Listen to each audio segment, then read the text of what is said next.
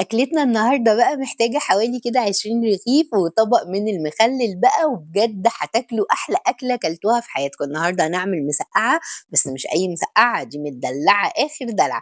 تعالوا بقى شوفوا الجمال بتاعها والطعامة، بجد يا جماعة الصينية دي في حتة تانية خالص، وأراهنكم لو اتبقى منها فتفوتة. بصوا عاملة ازاي، بجد خطيرة جدًا، ينفع تاكلوها بالعيش وينفع كمان بالرز، وهي بُصّوا مش قادرة أقول لكم الريحة بتاعتها قالبة الدنيا. اعملوا لايك وشير كتير للفيديو، يالّا بينا ندخل على المقادير وطريقة التحضير. بسم الله، أول حاجة كده باجيب طاسة على النار وأنزل بكمية اللحمة المفرومة عندي من ربع كيلو لنُص كيلو براحتك خالص، وابتدي أدّي له صدمة بالشكل ده زي ما أنتم شايفين، وأقلّب فيه لحد ما كلّه يبقى لون واحد. وبرضه في نفس الوقت أنا باحمّر بتنجان عادي خالص في الطاسة اللي جنبه. باجيب البتنجان طبعًا باغسله وأقشّره وأقطّعه، وبعد كده أحطّه في شوية دقيق قبل ما أنزّله في الزيت، تمام كده، وبس وهاحمّره كلّه بالشكل ده. ضِفت هنا بقى على اللحمة المفرومة ملح وفلفل أسود وبهارات لحمة بس، مش هاضيف أكتر من كده من البهارات، تمام.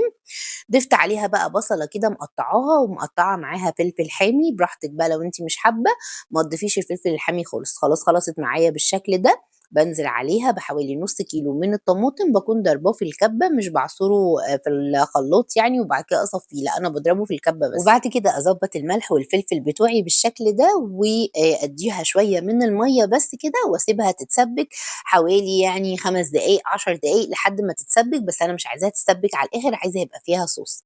نيجي بقى للبشاميل وده اللي هينقل الصينية بتاعتنا في حتّة تانية خالص. معايا معلقة من الزبدة، ضِفت عليها معلقة من الدقيق، أول ما أشم ريحة الدقيق كده أنزل عليها بكوبايتين من الحليب، وباحب أضيف لها معلقة كبيرة كده من الكريم شانتيه، ما تستغربوش بس هي بيدّيها طعم حلو جدًا. وابتدي أنزل بشوية ملح وشوية فلفل أسود فقط لا غير، ما باحبش أحط عليها أي إضافات تانية.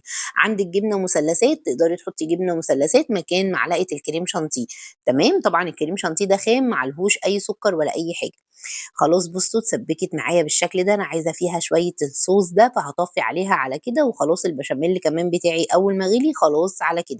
البتنجان بتاعي بقى هابتدي أرُصّه بالشكل ده في الصينية زي ما أنتم شايفين، وكمان حمّرت شوية بطاطس مكعبات، قُلت برضه إيه، هتدّي طعم حلو للصينية بتاعتنا. رصيت البتنجان بالشكل ده، هانزل بقى بالخلطة اللي عملناها باللحمة المفرومة، وابتدي أسويها زي ما أنتم شايفين كده.